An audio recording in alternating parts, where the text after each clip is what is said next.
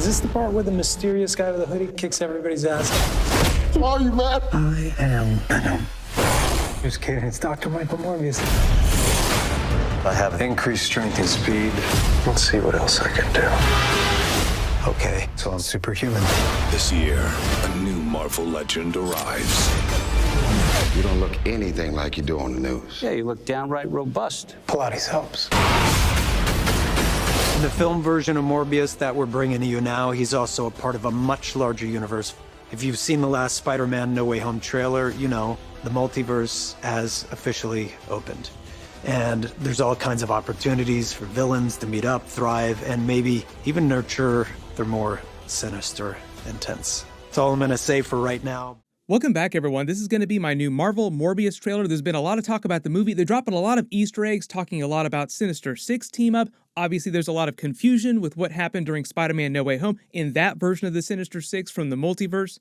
As of right now, I have not seen the movie yet, but it is coming out soon, so I'll try to explain what their plans are for the movie. There have been a lot of reports about them changing the movie itself during the edit after the events of Spider-Man No Way Home. So I'll explain why they did that and what they probably wound up changing. Everybody just hoping that Andrew Garfield and Tobey Maguire, Tom Holland come back at some point.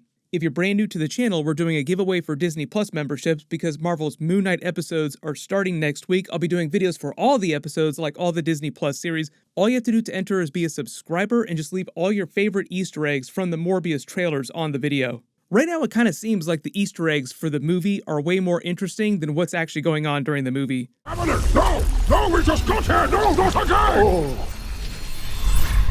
Just because of all the questions it raises about how all these different versions of Spider-Man are connected between what's going on in the Morbius movie, the Venom movies, and what their plans are inside the Sony universe of Marvel characters. But like at the very end of Spider-Man No Way Home, you see those cracks in reality where you see all these versions of multiverse characters coming to the MCU because of the effects of the first spell. All those characters are Spider-Man related characters, most of them being multiverse versions of the Sinister Six characters.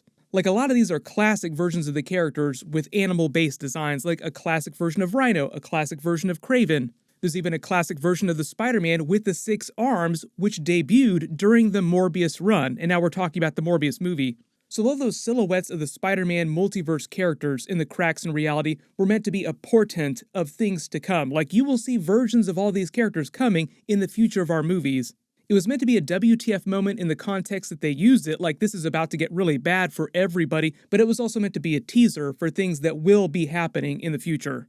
But we just got the Spider-Man No Way Home bonus features, deleted scenes, but the writers have since explained, along with the concept artists, what their plans are for the movie were, what their plans for Tobey Maguire, Andrew Garfield, Tom Holland were, what some of the other characters they wanted to include were going to be doing. You are amazing. Thank you, yeah, thanks. Will you say it? No, I kind of needed to hear that. Thank you. They broke the multiverse and they kind of canonized every single thing from every Spider-Man franchise, including the Venom movies like Venom Let There Be Carnage, and now the Morbius director has also explained that the Morbius movie and the Venom movie are confirmed to take place inside the same universe on the same Earth.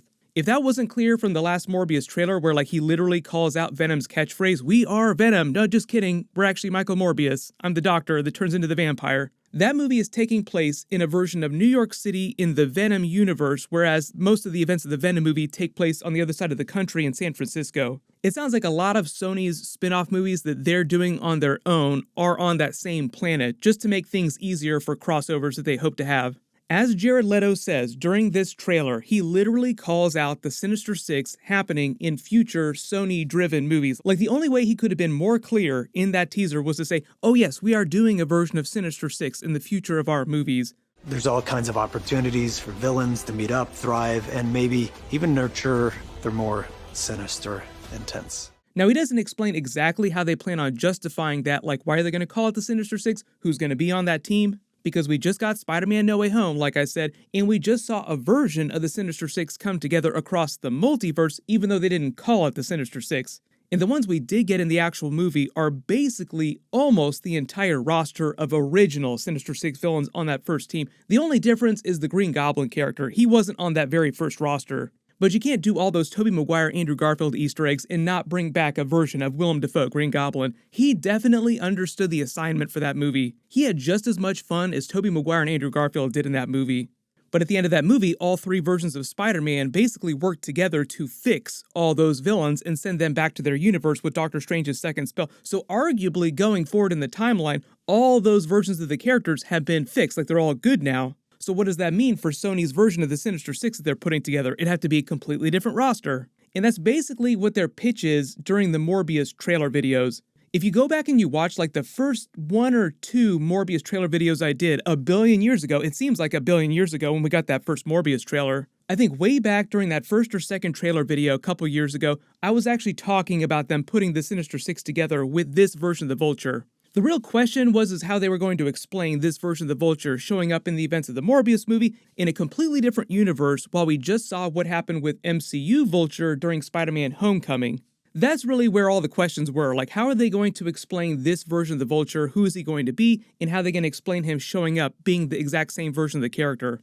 The director of the Morbius movie kind of halfway explained the Vulture scenes during the Morbius movie the past couple days on social media, so people were kind of going crazy, but he only halfway explained what's going on with the Vulture. So most of what we'll be talking about after the movie comes out will be exactly how they justify what it is that they're doing with their big Sinister Six spin-off film. But that's basically what's happening, like they're using the Morbius movie to set up a bunch of other movies, no big surprise there. They did the same thing with the Venom movies. They're including a whole bunch of Spider-Man Easter eggs for all the different versions of Spider-Man because they very clearly want to include a version of Spider-Man in the future of their spin-off films. The director said that we would actually learn which version of Spider-Man exists inside the Morbius and Venom universe on their Earth pretty soon. Because they have so many Tobey Maguire Easter eggs in the movie, Andrew Garfield, Tom Holland, even Venom Easter eggs, that tells me that Sony has not completely figured out how they're going to handle Spider-Man inside a lot of these spin-off movies. We joke about the mess of Easter eggs that they include in the trailer, like, what is going on in this film? There are Easter eggs for every single version of Spider-Man that has ever existed in creation.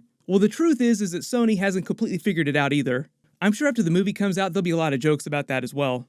But because there's been so much Andrew Garfield in the news recently, he's been doing so many fantastic movies, along with Spider-Man No Way Home, people have been asking for Sony to legit make Amazing Spider-Man 3 now because they teased it so much during Spider-Man No Way Home.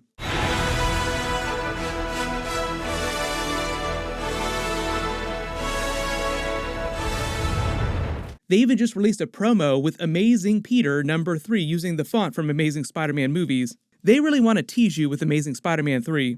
But a lot of what they're probably doing with the Sinister Six in the movie with all these different Easter eggs for the different versions of Spider-Man go back several years to when Andrew Garfield was officially their only version of Spider-Man at the time, before they'd recast with Tom Holland and they were doing MCU Spider-Man stuff. So if you remember The Amazing Spider-Man 2, during that movie, there are a bunch of Easter eggs for a million different things because, like all Sony films with Spider-Man characters, they were trying to set up a billion other films at the same time. Most people just remember the Sinister Six Easter eggs at the end of the film because it was so overt with those. Here's a big Easter egg for you too. They were actually going to have the Marvel Daredevil director, the person who did the Daredevil series, do a Sinister Six spin-off film. And this was back during the Amazing Spider-Man 3 era.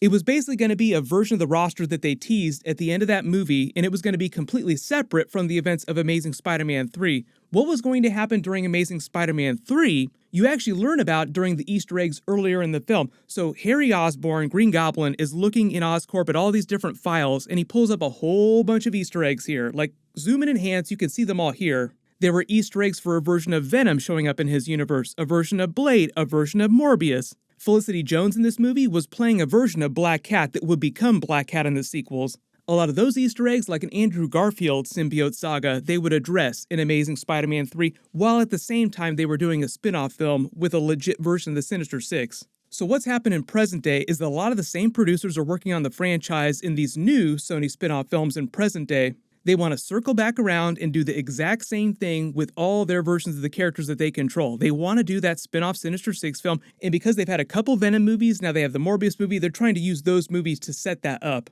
Whatever their deal with Marvel is with sharing the characters, apparently that extends to a lot of the spin-off characters too, like MCU Vulture. You probably heard about a couple of the other spin-off films that they're shooting right now, like they're shooting a Kraven movie with Aaron Taylor Johnson, who is MCU Quicksilver. I can't wait for the memes when that movie comes out next year. Their new spin-off version of the Sinister Six that the Morbius movie is supposedly setting up is going to involve that character and a lot of the other brand new characters that they introduce. They've already talked about having another MCU crossover with the Morbius character, like Blade is a vampire hunter. There's this big Marvel Midnight Suns team up that they have slowly assembling through the new version of the Blade movie. Like you have Kit Harington's Black Knight character, Black Knight Vampire Hunter with the Ebony Blade. You have a version of Moon Knight that's going to debut next week. You have a version of Ghost Rider they'll eventually introduce. You have a version of Werewolf by Night, so if they're going to be hunting a lot of supernatural creatures inside the MCU, it makes sense that they would try to find a way to include Morbius' character, who's built for that kind of stuff. My full post-credit scene will probably post next Friday after the movie officially releases, and then I'll do like a full breakdown video explaining all the different Easter eggs and how everything works together. Click here for my brand new Marvel Moon Knight Episode 1 trailer video and Easter eggs, and click here for that really cool Marvel Nova announcement video. Thank you so much for watching, everyone stay safe, and I'll see you guys in the next one.